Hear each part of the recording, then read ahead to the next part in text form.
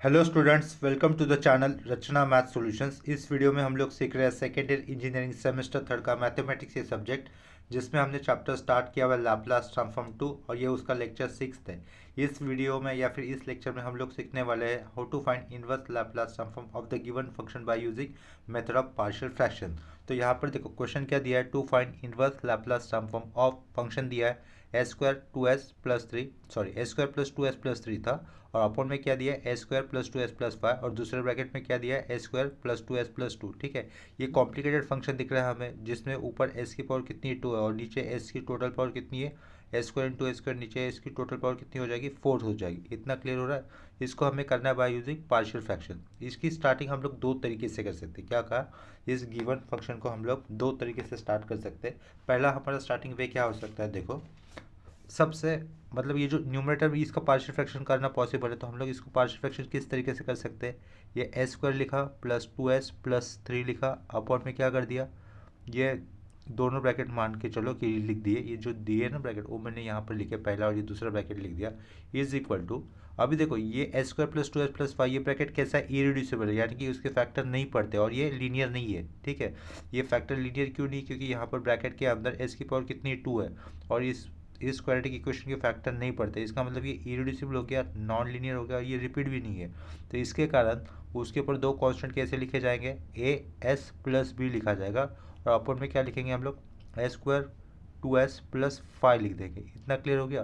Plus दूसरा ये factor वो भी नॉन लीनियर है और जो भी नॉन रिपीटेड है और इसके भी फैक्टर नहीं पड़ते, तो उसके कारण उसके ऊपर क्या लिख सकते हैं हम लोग सी एस प्लस डी लिखेंगे, और अपोन में क्या कर सकते हैं a square plus two S plus two ऐसा कर सकते हैं। इतना समझ में आ रहा है। तो हम लोग को क्या करना होगा, फिर यहाँ पर एक इमेजिनरी सर्कल लेना है, यहाँ पर एक इमेजिनरी सर्कल लेना है, और यहाँ पर भी एक इमेजिनरी सर्कल लेना है। वो इमेजिनरी सर्कल लेने के बाद लेफ्ट साइड में क्या बचेगा, only a square plus two S plus three बचेगा, और is equal to A S plus b के साइड में क्या रहेगा, ये वाला टर्म आ जाएगा, that is a square plus two S plus two रहेगा, plus c S plus d, इस टर्म के साइड में क्या रहेगा s square plus two S plus five, ये वाला टर्म रह जाएगा।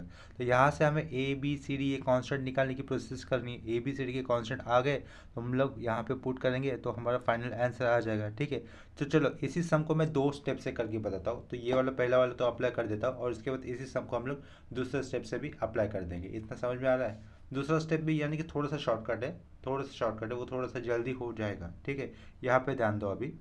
तो हम लोग क्या लिखेंगे, सबसे पहले दिए हुए क्वेश्चन को मैं लिख लेता हूँ यहाँ पर, S square plus two S plus three लिखा, अपॉन में क्या करेंगे हम लोग S square plus two S plus five, ये पहला ब्रैकेट हो गया, और दूसरा ब्रैकेट क्या होगा S square plus two S plus to हो जाएगा। ठीक है, इतना क्लियर हो गया।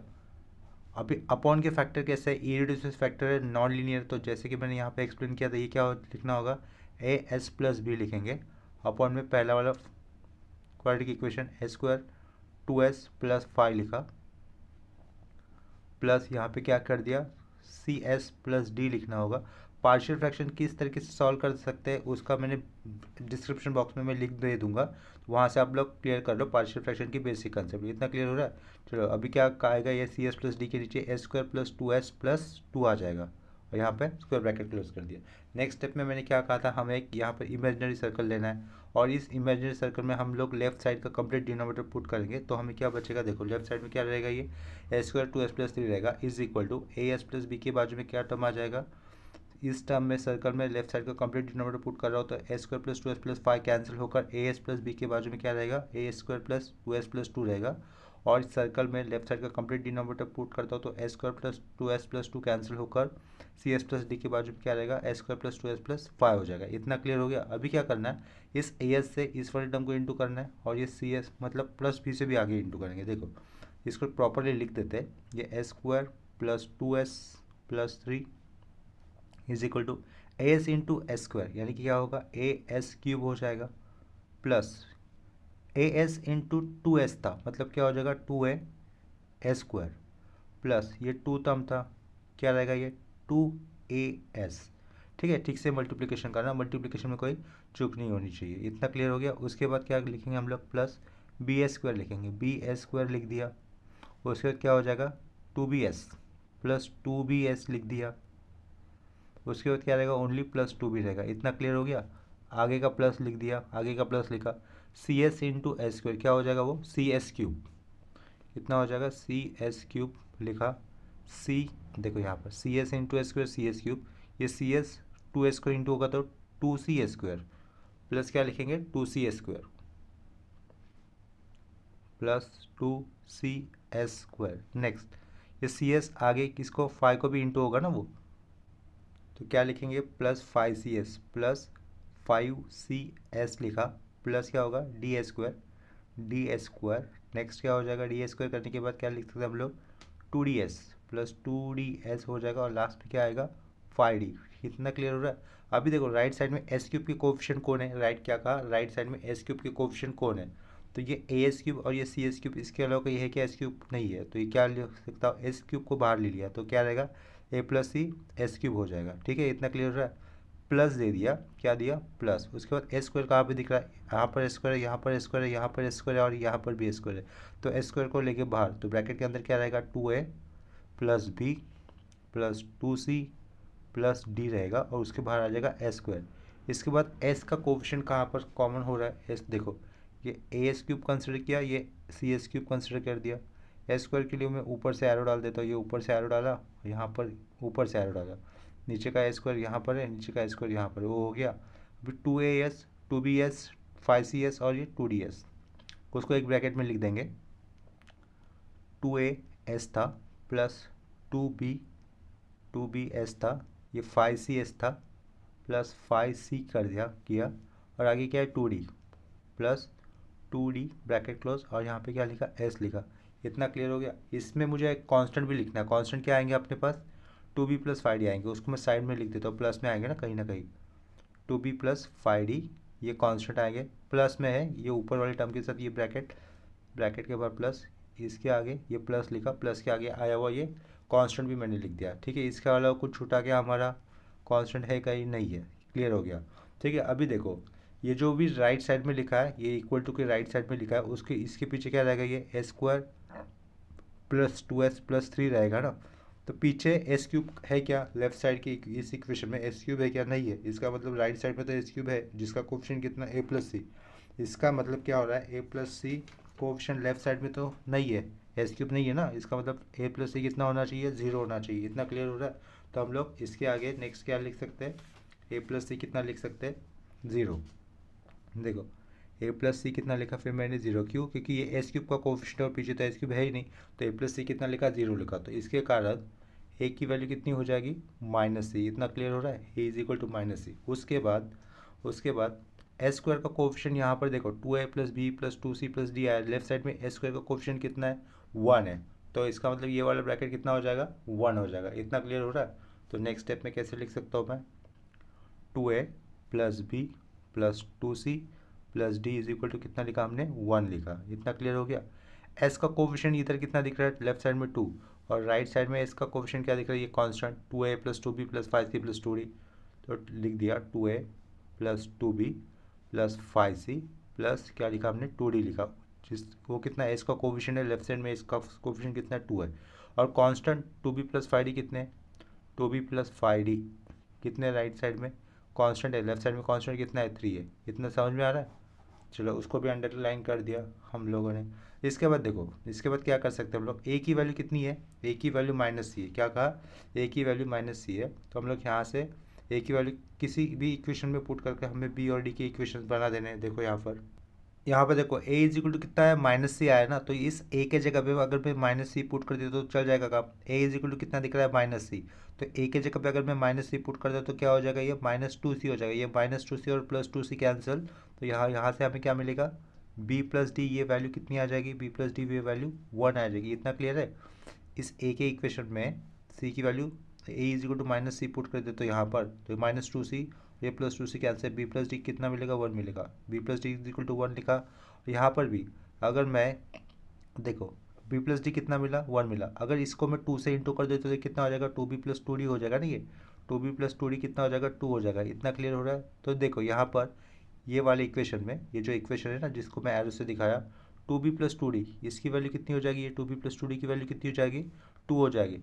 तो ये 2b+2d को अगर मैं माइंड में रिप्लेस कर देता हूँ बाय 2 से, तो ये 2 और राइट साइड का 2 कैंसिल होकर क्या रहेगा हमारे पास 2a plus 5c is equal to क्या हो जाएगा 0 ना, ये यहाँ का 2a plus 5c is equal to 0 हो जाएगा, जिसमें a की वैल्यू कितनी थी -c, तो ये -2c हो जाएगा और फिर ये प्लस 5c हो जाएगा इज इक्वल टू 0 हो जाएगा। तो ये कितना हो जाएगा 3c इज इक्वल टू 0, यानी कि c की वैल्यू कितनी हो जाएगी 0। अगर c 0 है तो a भी कितना हो जाएगा 0। ठीक है, अगर c 0 है तो a भी कितना हो जाएगा 0 हो जाएगा। इतना क्लियर हो गया, c 0 तो a 0, और यहाँ से b+d इज इक्वल टू कितना आया था 1 आया था, और यहाँ पर भी क्या हो जाएगा देखो a 0 और c 0, और 2b+d इक्वल टू कितना होगा 2 हो जाएगा। तो हमें क्या निकालना है, ये देखो b+d इज इक्वल टू, ये एक इक्वेशन मिला है हमारे पास, और यहाँ पे दूसरा इक्वेशन क्या मिला है 2b+5d कितना मिला है, 2b+5d कितना मिला है 3 मिला है।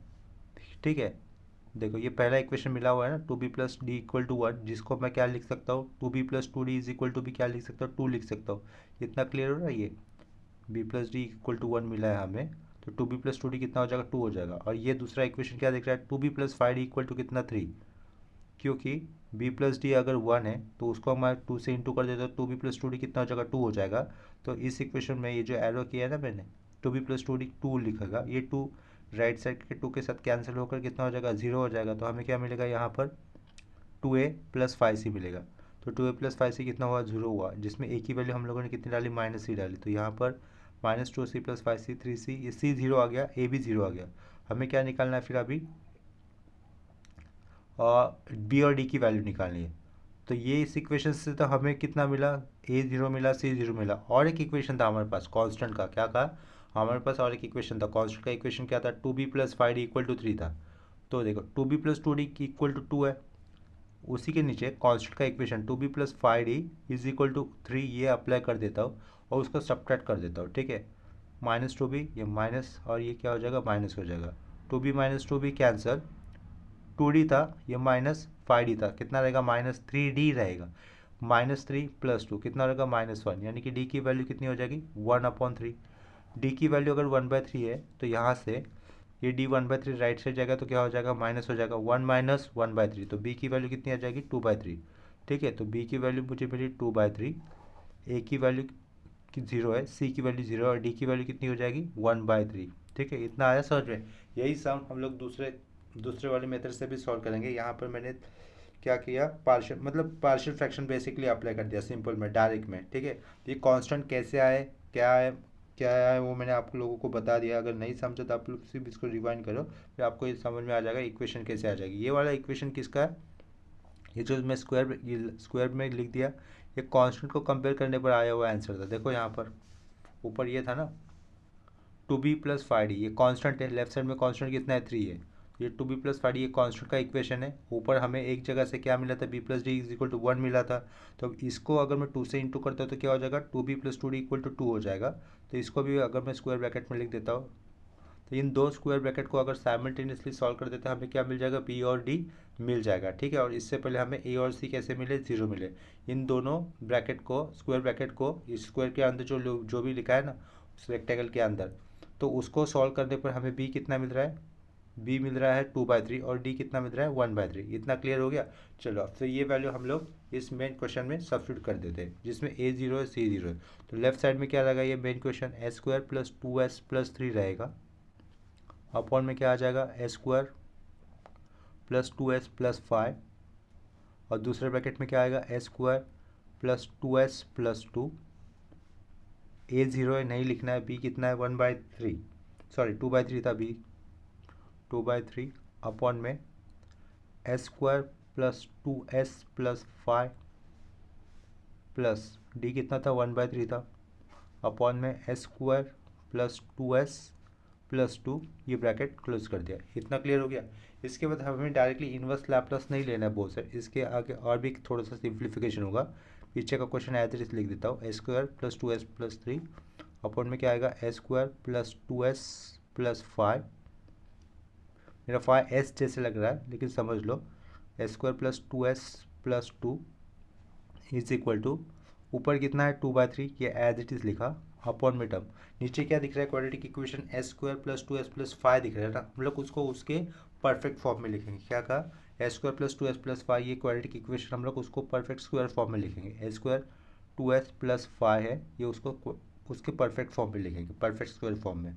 यहाँ पे देखो ये क्वाड्रेटिक इक्वेशन दिख रहा है जिसमें मिडिल टर्म क्या है 2s है, तो s का कोएफिशिएंट कितना है, मैंने क्या कहा s का कोएफिशिएंट कितना है 2 है, तो 2 को किससे इंटू करेंगे 1/2 से, तो 2 को 1/2 से इंटू करने पर आएंगे आंसर कितना आएगा 1 आएगा, और 1 का स्क्वायर कितना होता है 1 ही होता है, तो उस 1 को एक बार ऐड किया जाएगा और एक बार सब्ट्रैक्ट किया जाएगा। तो पहले ऐड किस में करेंगे, s स्क्वायर प्लस 2s उसी में ऐड किया जाएगा और प्लस 5 लिखकर उसमें उसके साइड में माइनस किया जाएगा, यानी कि ये वाला टर्म और ये वाला टर्म दिख रहा है ना अलग हमें। तो देखो S square plus 2s plus 1 लिखा है, एस स्क्वायर का स्क्वायर रूट कितना होता है एस होता है, तो इधर एस लिखा, यहाँ पर आगे प्लस है तो ये देखो यहाँ पर एस लिखा, आगे प्लस है तो प्लस किया, 1 का स्क्वायर रूट 1 होता है, ब्रैकेट डाला उसका स्क्वायर किया। अगर मैं s प्लस 1 को होल स्क्वायर करता तो वह मुझे यही एक्सप्रेशन मिलेगा जो अंडरलाइन किया है, s square plus 2s plus 1, और ये 5 माइनस 1 कितना होता है 4 होता है, उस 4 को मैं ऐसा लिख सकता हूँ 2 स्क्वायर, राइट। इसका मतलब s प्लस 1 का होल स्क्वायर प्लस 2 स्क्वायर ये हमारा परफेक्ट स्क्वायर है किस इक्वेशन के लिए, S square plus 2s plus 5 के लिए। तो वो मुझे S square plus 2s plus 5 किस तरीके से लिखना है, s प्लस 1 का होल स्क्वायर और ये प्लस 2 स्क्वायर, इतना आया समझ में, प्लस आगे का पार्ट ये 1/3। यहाँ पर भी जो क्वाड्रेटिक इक्वेशन है ना S square plus 2s plus 2, हम लोग उसको भी उसको परफेक्ट स्क्वायर फॉर्म में लिख देंगे। कैसे लिखेंगे देखो, इक्वेशन क्या है वो, S square plus 2s plus 2 है ना, यहाँ पर मिडिल टर्म क्या है, ये मिडिल टर्म यानी कि s के साथ आया हुआ कोएफिशिएंट कितना है 2 है, तो 2 को 1/2 से इंटू करने पर कितना आएगा 1 आएगा, 1 का स्क्वायर कितना होगा 1 ही होगा, तो वो 1 क्या करना है एक बार ऐड करना है और एक बार सब्ट्रैक्ट करना था, 2s प्लस 1 ऐड किया और बाजू में जो 2 था उससे सब्ट्रैक्ट कर दिया, इसको अंडरलाइन किया और इसको भी अंडरलाइन किया। पहला जो अंडरलाइन किया है उसमें कैसे बता रहा हूँ, एस स्क्वायर का स्क्वायर रूट एस, यहाँ पर प्लस है बाजू में प्लस, 1 का स्क्वायर रूट 1, उसका अगर स्क्वायर कर देता तो मुझे ऊपर वाला एक्सप्रेशन आ जाएगा that is S square plus 2s plus 1, 2 minus 1 कितना होता है 1 होता है, उस 1 को मैं इस तरीके से लिख सकता हूँ प्लस 1 स्क्वायर, ठीक है। ये तो लास्ट में ये जो अंडरलाइन किया वो क्या है परफेक्ट स्क्वायर फॉर्म है for the equation S square plus 2s plus 2, तो वो रिप्लेस कर रहा हूँ फिर किस वैल्यू से, एस प्लस 1 का होल स्क्वायर प्लस 1 स्क्वायर इस वैल्यू से, इतना आया समझ में। इसके बाद हम लोग नेक्स्ट स्टेप में क्या लिख सकते हैं, taking inverse Laplace to both side, ये अप्लाई कर सकते हैं, taking inverse Laplace transform to both side, ठीक है, बोथ साइड। तो पीछे क्या हो जाएगा हमारा मेन क्वेश्चन जिसका इनवर्स लैप्लास निकालना है वो लिखना होगा, inverse Laplace for s square plus 2s plus 3 आएगा अपॉन का line s square plus 2s plus 5 bracket s square plus 2s plus 2, यहाँ पे square bracket close is equal to 2/3 constant था उसको लेफ्ट में लिखा, इनवर्स लैप्लास फॉर क्या लिखेंगे 1/s प्लस 1 का होल स्क्वायर प्लस 2 स्क्वायर लिखा ब्रैकेट क्लोज, प्लस आगे का इनवर्स लैप्लास 1/3 कॉन्स्टेंट था बाहर ले लिया, inverse Laplace for 1/s plus 1 का होल स्क्वायर और ये प्लस 1 लिखकर आगे का होल स्क्वायर, इतना समझ में आ गया। इज इक्वल टू के आगे वाले फंक्शन का मुझे इनवर्स लैप्लास निकालना है ना, तो ये 2/3 कॉन्स्टेंट एज इट इज रहेगा। यहाँ पे क्या लिखा है Laplace inverse of 1/s plus 1 का whole square plus 2 square, s के साथ प्लस 1 आया तो उसको पहले एडजस्ट करना होगा, शिफ्टिंग थ्योरम यूज़ करके हम लोग प्लस 1 को अगर बैलेंस करते तो बाहर क्या लिखेंगे e⁻−t लिखेंगे, प्लस 1 है तो e⁻−t लेना होगा, और इनवर्स लैप्लास क्या हो जाएगा फिर 1/s स्क्वायर प्लस 2 स्क्वायर ऐसा लिखना होगा, प्लस राइट साइड का ये 1/3 राइट साइड में, एस के साथ प्लस 1 आया तो उसको शिफ्टिंग थ्योरम यूज़ करके अगर मैं पहले उसको एडजस्ट कर देता तो e⁻−t लिखना होगा, और इनवर्स लैप्लास किस फंक्शन के लिए हो जाएगा 1/s स्क्वायर 1 स्क्वायर के लिए, ठीक है, इतना क्लियर हो रहा है। नेक्स्ट स्टेप में कैसा कर सकते हैं, फाइनली ये 2/3 as it is, e⁻−t as it is, inverse Laplace of 1/s square plus 2 square, तो यहाँ पे 1/2 लिखेंगे और ये किसका हो जाएगा sin 2t, ये स्टैंडर्ड फॉर्मूला हो गया ये इनवर्स लैप्लास ट्रांसफॉर्म का, ठीक है, प्लस ये 1/3 एज इट इज़ e⁻−t रहेगा और यहाँ से क्या आ जाएगा सिंपली sin t आ जाएगा, ये है हमारा फाइनल आंसर। यहाँ से देखो ये 2 कैंसिल हो रहा है तो बाहर क्या लिख सकते हैं हम लोग e⁻−t/3 ले सकते हैं बाहर, और ब्रैकेट में क्या लिख सकते हैं sin 2t plus sin t, ये है हमारा फाइनल आंसर। और इसके पीछे क्या मेन क्वेश्चन, वो क्वेश्चन क्या था चाहे तो उसको फिर से लिख सकते हैं लैप्लास इनवर्स ऑफ, यार भी नहीं लिखा तो भी चलेगा, नहीं लिख रहा हूँ क्यों, क्योंकि डिनोमिनेटर बहुत बड़ा है तो वहाँ पर शायद जगह नहीं होगी, तो ये यहीं तक अपना काम हो गया, ये हमारा फाइनल आंसर हो गया। इसको मैंने एक मेथड से बताया, सेम आंसर को मैं थोड़ा सा स्टार्टिंग चेंज कर हम लोग सेम आंसर दूसरे भी मेथड से निकाल सकते हैं, ठीक है। तो यहाँ पर मैं दूसरा मेथड भी एक्सप्लेन कर देता हूँ same inverse Laplace transform function के लिए।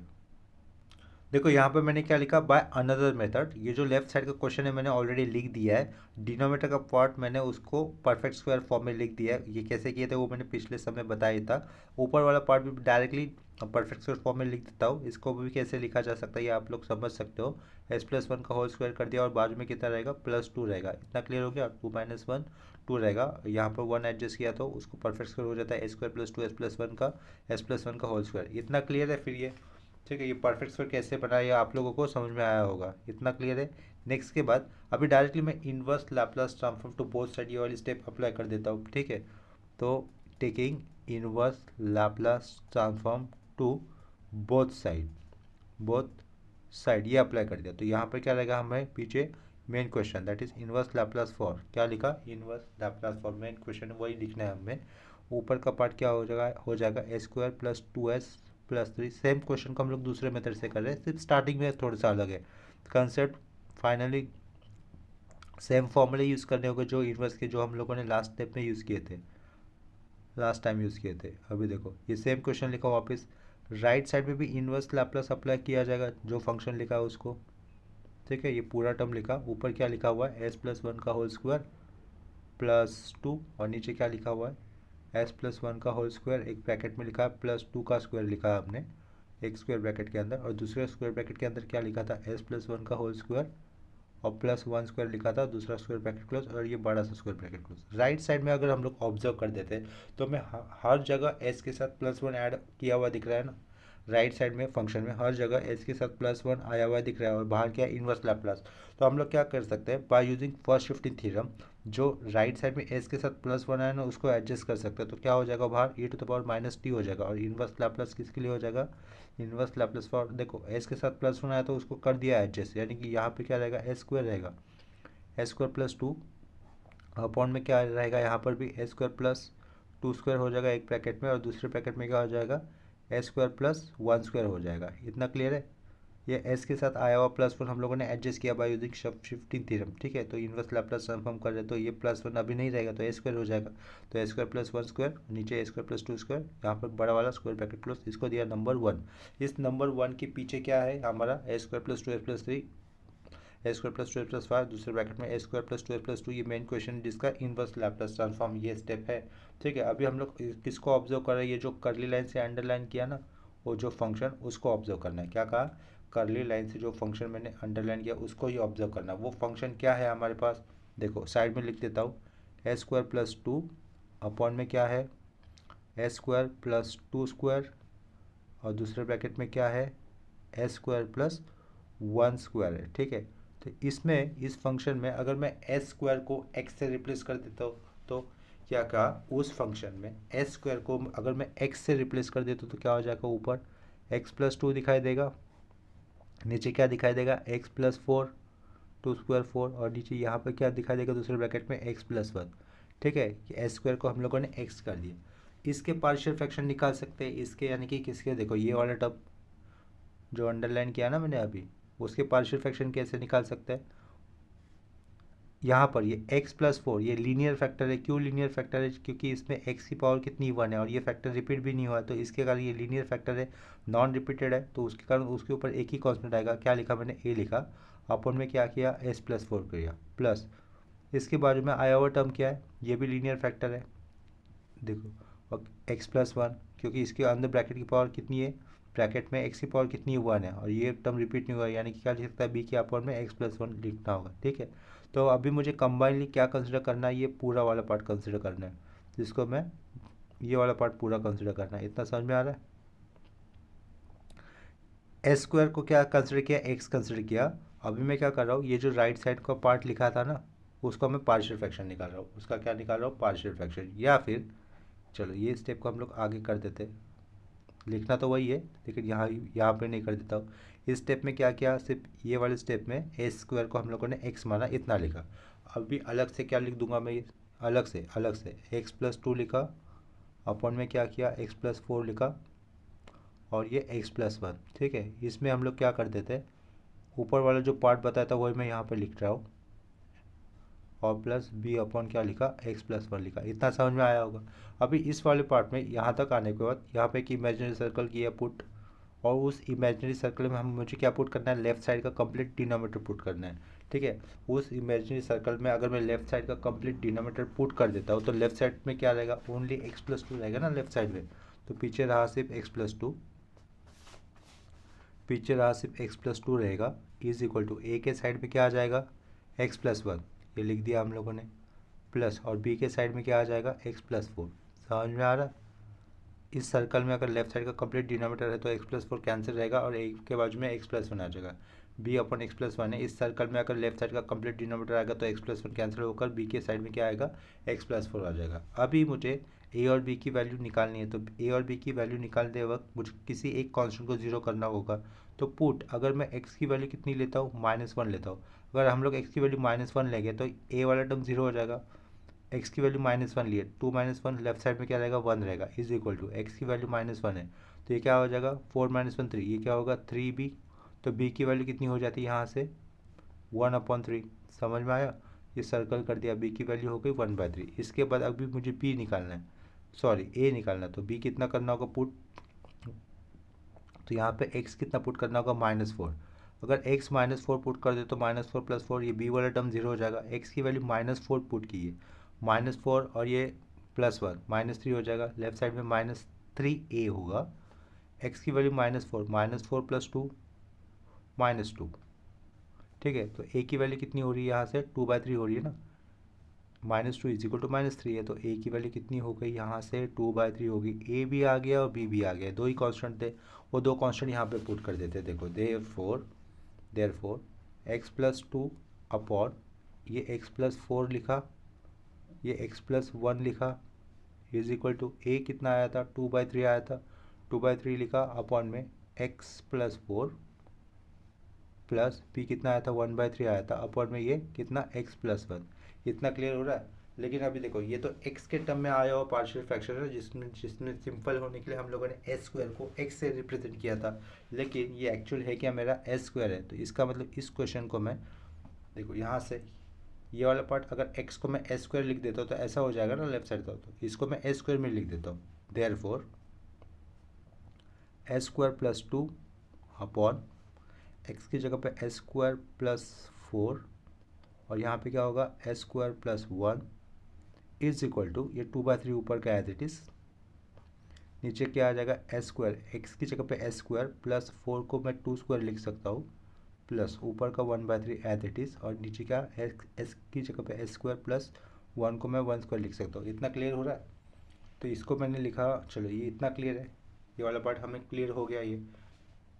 ये s² को x मानकर ऐसा आया था, जिसका पार्शियल फ्रैक्शन कर रहे थे, जिसमें a और b पुट वैल्यू करने पर ऐसा मिला है आंसर। इतना क्लियर हुआ।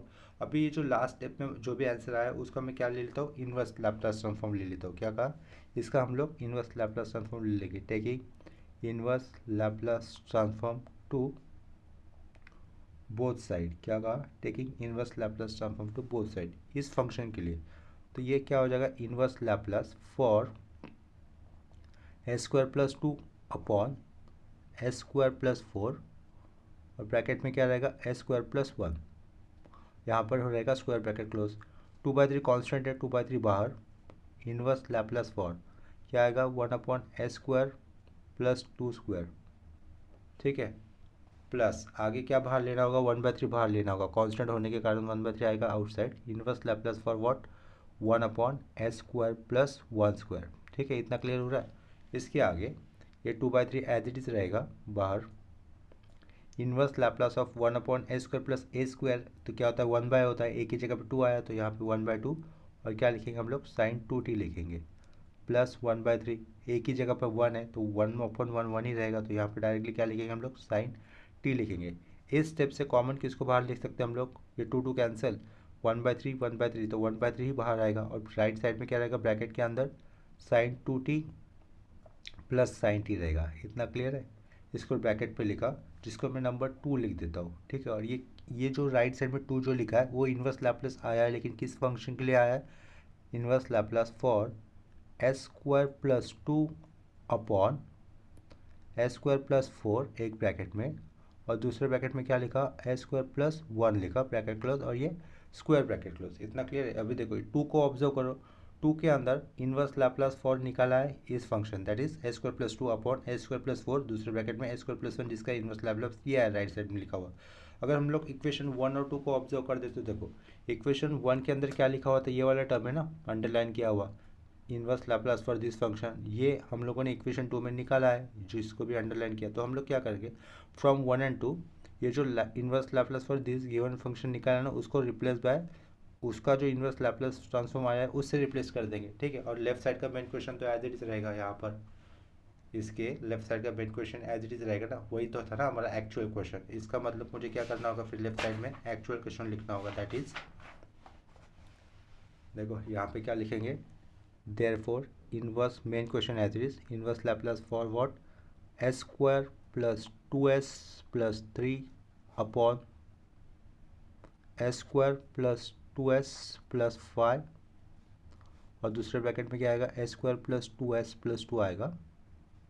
इससे पहले मुझे ऊपर न्यूमरेटर में ये लिखना था फ्रॉम 1 एंड 2, देखो यहाँ पे लिख देता हूँ फ्रॉम 1 एंड 2 ऐसा लिखना था मुझे, ठीक है, फ्रॉम 1 एंड 2। देखो 1 वाले पार्ट में ये जो अंडरलाइन पार्ट था इसके पीछे इस इक्वल टू के पीछे ये क्वेश्चन था ना, वो क्वेश्चन हम लोगों ने एटलीस्ट ले लिया। और 1 में इक्वेशन 1 में ये वाला अननोन है जो कि पता नहीं था, लेकिन इक्वेशन 2 में हम लोग Laplace inverse of for this given function calculate किए हुए हैं। देखो यहाँ पर लाप्लास इनवर्स फॉर जो फंक्शन था वही था जिसकी वैल्यू कितनी थी, 1/3 sign 2t plus sine T थी। तो इज इक्वल टू इक्वेशन 1 में क्या था, e to the power minus t बाहर लिया हुआ था ना, तो e to the power minus t रहेगा। और ये अंडरलाइन वाले फंक्शन का इनवर्स लैप्लास निकाला है जिसकी वैल्यू कितनी आई थी, 1/3, और ब्रैकेट के अंदर कितनी आई थी, sine 2t plus sine t. यही आंसर आया था ना पिछले वाले मेथड से, इसको सॉल्व करने पर भी यही आंसर आया था, जिसमें से क्या किया था, ये हमने कैसे लिखा था, e to the power t, e to the power minus t upon 3 लिखा था। ये माइनस है, माइनस ये टी का थोड़ा बड़ा हो रहा है ना, ये माइनस है तो सेपरेट टी के साथ वो एडजस्ट हो गया तो माइनस था वो, ठीक है। और ब्रैकेट में क्या लिखेंगे हम लोग, sign 2t plus sine T लिखेंगे। तो ये सेम सम हमारा 2 मेथड से सॉल्व किया मैंने, सिर्फ स्टार्टिंग में थोड़ा सा अलग है, कंसेप्ट समझ लो, कन्फ्यूजन नहीं होना चाहिए, ठीक है। या फिर आप लोग basic directly partial fraction method भी अप्लाई कर सकते थे। दूसरे वाले मेथड में मैंने पार्शियल फ्रैक्शन डायरेक्ट अप्लाई नहीं किया, थोड़ा सा अप्लाई किया लेकिन थोड़ा सा घुमा फिरा के गया। पहले हम लोगों ने शिफ्टिंग थ्योरम का यूज़ किया ताकि सम थोड़ा सा छोटा हो जाए। दूसरे वाले क्वेश्चन में पार्शियल फ्रैक्शन इतना कॉम्प्लिकेटेड नहीं था, ठीक है, तो इसके लिए हम लोगों ने पहले ही शिफ्टिंग थ्योरम अप्लाई कर दिया था। अगर partial fraction shifting theorem apply नहीं होता था सेकंड वाले स्टेप में या फिर सेकंड वाले मेथड में, तो फिर हमारा सम लंबा हो जाता था। इतना है समझ में। अभी सेम कंसेप्ट के ऊपर मैं दूसरे वाले मेथड के अप्लाई कर कर एक क्वेश्चन कर लेते हैं, ठीक है, समझ में आ रहा है। चलो फिर दूसरा क्वेश्चन ले रहा हूँ सेम कंसेप्ट के ऊपर। देखो नेक्स्ट क्वेश्चन भी पिछले क्वेश्चन जैसा ही है, सिर्फ पिछले क्वेश्चन में न्यूमरेटर में क्या था, S square plus 2s plus 3 था, यहाँ पर चेंजेस वहीं पर हुआ है, s square plus 2s minus 4 आया हुआ है, और यहाँ पे क्या हुआ है, डिनोमिनेटर वाला पार्ट पिछले जैसे क्वेश्चन जैसा ही है। तो हम लोग क्या करेंगे, इसको दूसरे वाले मेथड से सॉल्व करेंगे ताकि ये जल्दी हो जाए। हम लोग को क्या करना होगा, दिया हुआ क्वेश्चन पहले एज इट इज़ लिखना होगा, ठीक है। तो दिया हुआ क्वेश्चन में हम लोग एज इट इज़ लिख देते हैं। कैसे लिखना होगा, देखो दिए हुए क्वेश्चन को हम लोगों ने पहले ही उसको परफेक्ट स्क्वायर फॉर्म में लिख दिया, यानी कि न्यूमरेटर है, न्यूमरेटर को मैंने उसको परफेक्ट स्क्वायर फॉर्म में लिखा तो क्या हो गया, वो s+1 का होल स्क्वायर माइनस 5 हो गया। डिनोमिनेटर को भी उसको परफेक्ट स्क्वायर फॉर्म में लिखने के बाद ये वाला सिंप्लीफिकेशन हम लोगों ने ऑलरेडी क्लियर किया है, डिस्कस किया कैसे लिखा जाता है परफेक्ट स्क्वायर। इतना हो जाने के बाद taking inverse Laplace transform to both side, ये वाली स्टेप आ जाएगी, taking inverse Laplace transform to both side, ठीक है, बोथ साइड इतना लिखा। देखो नेक्स्ट स्टेप में हम लोगों ने टेकिंग इनवर्स लैप्लास ट्रांसफॉर्म तो बोथ साइड ये अप्लाई कर दिया सिर्फ। अभी राइट साइड में क्या दिख रहा है, हमें हर जगह s के साथ +1 आया हुआ है, तो फर्स्ट शिफ्टिंग थ्योरम यूज़ करके हम लोग को क्या करना होगा, s के साथ जो भी +1 आया है उसको रिवर्स करना है, यानी कि बैलेंस करना है। तो बाहर क्या लिखेंगे, e to the power minus t लिखेंगे, और इनवर्स लैप्लास फॉर किस फंक्शन के लिए लिखा जाएगा, +1 बाहर लिया तो ये क्या हो जाएगा, ऊपर s² माइनस 5 होगा। अब नीचे क्या हो जाएगा, s+1 था वो s² प्लस 2² हो जाएगा एक ब्रैकेट पे, और दूसरे ब्रैकेट पे क्या हो जाएगा, s² प्लस 1² हो जाएगा। इसको ऐसा लिखा और ये पूरा स्क्वायर ब्रैकेट क्लोज, इसको कर देंगे नंबर 1 और इसको करेंगे हम लोग अंडरलाइन। इतना क्लियर हो गया। अब ये जो अंडरलाइन किया है उसी फंक्शन का हमें क्या निकालना है, इनवर्स लैप्लास निकालना है। तो उसके से पहले जो भी अंडरलाइन के अंदर जो फंक्शन आया है सबसे पहले उसका क्या निकालना होगा, पार्शियल फ्रैक्शन निकालना होगा। इतना समझ में आ रहा है। और उसका पार्शियल फ्रैक्शन निकालने के लिए हर जगह पे एस स्क्वायर दिख रहा है ना, तो एस स्क्वायर को हम लोग किससे रिप्लेस करेंगे, एक्स से रिप्लेस करेंगे, जैसे कि इसके प्रीवियस वाले सब में किया हुआ था। समझ में आ रहा है। और पीछे क्या लिख रहा हूँ मैं, ये main question as it is लिख दे रहा हूँ। 2s+2 था ना, ये लेफ्ट साइड में आया हुआ main question as it is लिख दिया। स्क्वायर ब्रैकेट ऐसा होना नहीं चाहिए, सीधा होना चाहिए। चलो लेफ्ट साइड का क्वेश्चन ये सिर्फ एज इट इज लिख दिया। यहाँ पर क्या था, ये राउंड ब्रैकेट था, यहाँ पर ये 2 था। इतना क्लियर हो रहा है। इसके बाद क्या करेंगे, ये जो भी अंडरलाइन किया है उस फंक्शन का हमें क्या निकालना है, लैप्लास इनवर्स ट्रांसफॉर्म निकाल लेना है। तो लेफ्ट साइड का क्वेश्चन लिख देता हूँ, a² - 5 अपॉन में ऊपर था उसके अपॉन में क्या आ जाएगा, a² + 2²। 2² को मैं 4 लिख देता हूँ यहाँ पर, और नीचे क्या था, a² + 1² 1² को 1 ही लिखा। इतना क्लियर है। यहाँ पर हम लोग s² को x रिप्रेजेंट करेंगे और उसका पार्शियल फ्रैक्शन निकाल देंगे। देखो नेक्स्ट स्टेप में पार्शियल फ्रैक्शन निकालने के लिए जो रिक्वायर्ड स्टेप होती है वो मैंने ऑलरेडी क्लियर कर दी है। वो क्या लिखी है, देखो s² को x रिप्रेजेंट किया तो ये क्या हो जाएगा, x - 5 अपॉन x + 4 और दूसरे ब्रैकेट में x + 1। इसका पार्शियल फ्रैक्शन करना है तो x + 4 लीनियर फैक्टर है तो उसके ऊपर एक ही कांस्टेंट आ जाएगा, a/x + 4 और b/x + 1। इतना लिखना पड़ा। इसके बाद की नेक्स्ट स्टेप में क्या करेंगे, एक इमेजिनरी सर्कल लेंगे। उस इमेजिनरी सर्कल में क्या पुट करना है, हमें लेफ्ट साइड का कंप्लीट डिनोमिनेटर पुट करना है। अगर उस सर्कल में लेफ्ट साइड का कंप्लीट डिनोमिनेटर अगर पुट करते हैं तो लेफ्ट साइड में क्या रहेगा, ओनली x - 5 रहेगा, राइट। तो यहाँ पर देखो पीछे क्या रहेगा, ओनली x - 5 लिखा। a के साइड में क्या आ जाएगा, a/x + 1 और b के साइड में क्या आ जाएगा, x + 4 हो जाएगा। अगर मुझे a और a की वैल्यू निकालनी तो b को 0 करना होगा, तो यानी कि क्या लेना होगा, x की वैल्यू -4 लेनी होगी। अगर x की वैल्यू -4 लेते तो b 0, -4 + 1 -3a हो जाएगा इज इक्वल टू x की वैल्यू कितनी है, -4 है तो यहाँ पे कितना हो जाएगा, वो -9 हो जाएगा। -4 - 5 -9 तो a की वैल्यू कितनी आ जाएगी, 9/3 यानी कि 3 आ जाएगी। कितनी, a की वैल्यू कितनी हो गई, 3 -9 अपॉन -3 a की वैल्यू हो गई 3। उसके बाद अभी मुझे b कांस्टेंट निकालना, तो b कांस्टेंट निकालना तो a को 0 करना होगा। तो क्या करेंगे, पुट x = -1 लेंगे। x = -1 ये 0, 4 - 1 3 तो ये 3b लिखा। x की वैल्यू कितनी है, -1 है, -1 - 5 -6 तो b कितना हो जाएगा, यहाँ से -2 हो जाएगा। b -2 आया और a 3 आया। जो ये a और b की वैल्यू मिली है वो मुझे यहाँ पर इस इक्वेशन में पुट करनी होगी। इतना क्लियर हो रहा है। तो वो वैल्यू वहाँ पे पुट कर देंगे, a और b की आई हुई वैल्यूज़। तो a और b की आई हुई वैल्यूज़ पुट कर दी। a की वैल्यू 3 आई थी, b की वैल्यू -2 आई थी, वो पुट कर दी और आगे वाला पार्ट, बाकी का पार्ट एज इट इज लिखा। लेकिन इसमें भी x का मतलब क्या था, s² था ना, तो वो s² लिख देंगे हम लोग नेक्स्ट स्टेप में। देखो नेक्स्ट स्टेप में क्या कर दिया, x की जगह पे a² लिख दिया और यहाँ पर देखो x की जगह पे a² लिख दिया। 4 को सिर्फ 2² से रिप्रेजेंट किया और प्लस बीच वाला पार्ट, और यहाँ पे -2 और नीचे x की जगह पे a² + 1² लिख दिया। लास्ट वाले स्टेप में क्या करेंगे, taking inverse Laplace transform to both side, ये वाली स्टेप मुझे लिखनी होगी, अप्लाई करनी होगी। तो वाली स्टेप लास्ट वाले स्टेप में taking inverse Laplace transform to both side लिखना होगा हमें, ठीक है। Taking inverse Laplace transform to both side, तो उतना करने पर देखो चेंजेस क्या हो जाएंगे। ये ऊपर वाले स्टेप पे taking inverse Laplace transform to both side लेने पर यहाँ पर इनवर्स लैप्लास आ जाएगा, यहाँ पर भी इनवर्स लैप्लास आ जाएगा। जहाँ पर 3 कांस्टेंट है तो 3 बाहर ले लिया और inverse Laplace for which function 1/x² + 2²। यहाँ से प्लस को ये -2 ओवरराइट करेगा तो -2 आगे ले लिया। Inverse Laplace for which function 1/x² + 1²। ये इनवर्स लैप्लास ट्रांसफॉर्म का स्टैंडर्ड फॉर्मूला है जिसकी वैल्यू क्या हो जाएगी, 3/2 और क्या लिखेंगे हम लोग, sin 2t लिखेंगे। इतना क्लियर हो रहा है। ये -2 एज इट इज़ और यहाँ पे आगे क्या लिखना होगा, sin t लिखना होगा।